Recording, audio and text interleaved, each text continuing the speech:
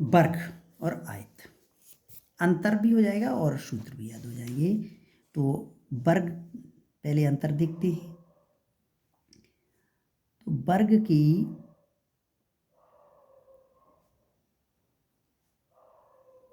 सभी भुजाएं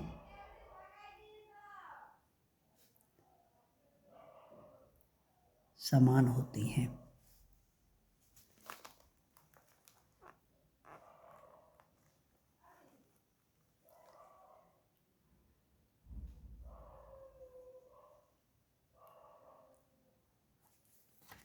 वर्ग की सभी भुजाएं कैसी होती हैं? समान। वर्ग की सभी भुजाएं समान होती हैं और आयत की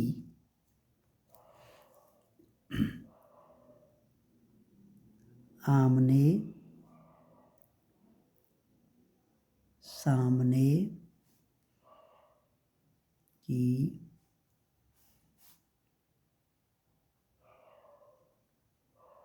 भुजाएं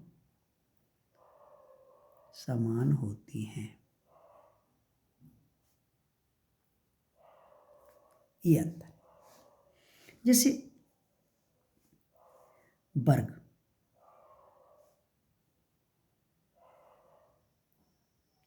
ये है, ये ए है, ये ए है और ये भी है। आयत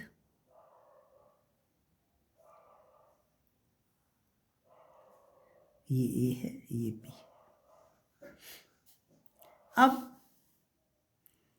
इसके सूत्र शुरू करते हैं। तो सूत्र पहला है परिमाप।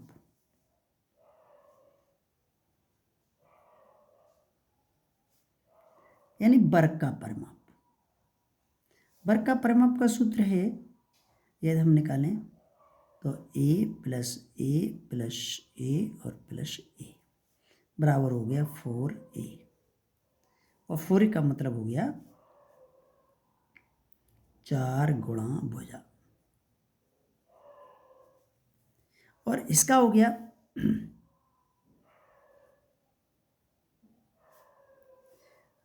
a धन b धन a धन b,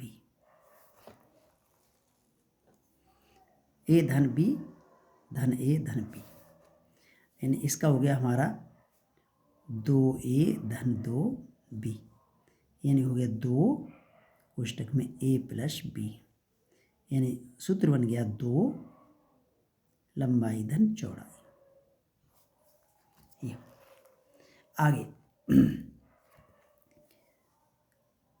वर्ग का क्षेत्रफल। क्षेत्रफल बराबर होता है लंबाई गुणा चौड़ाई।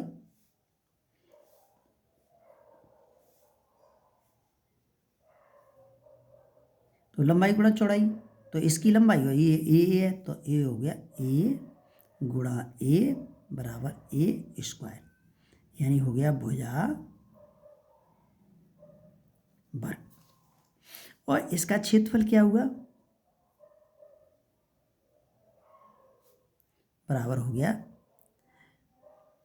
ए गुणा बी, यानी हो गया लंबाई गुणा चौड़ाई।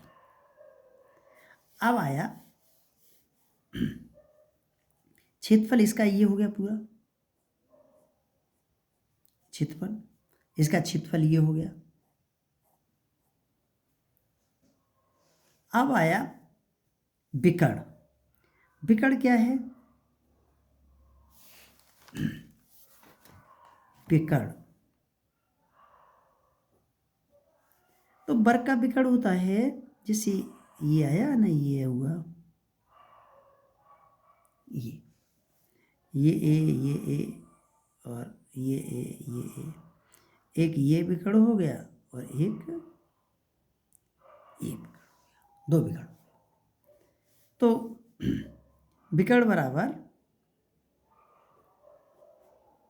अंडर रूट, विकर्ण बराबर ए अंडर रूट 2, यानी भुजा अंडर रूट 2। और आयत का विकर्ण यानी ये आयत हो गया, ये ए और ये बी, और इसका एक ये विकर्ण हुआ और एक ये विकर्ण, और इस विकर्ण का सूत्र होगा विकर्ण बराबर अंडर रूट ए का स्क्वायर प्लस बी का स्क्वायर, यानी विकर्ण बराबर हुआ अंडर रूट लंबाई का वर्ग धन चौड़ाई का वर्ग। ये इसके सूत्र,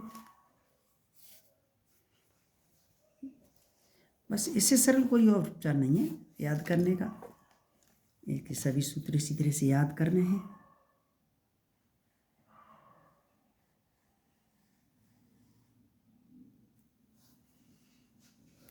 तो ये तुम्हारे आयत विकर्ण का अंतर हो गया और सूत्र में भी अंतर हो गया।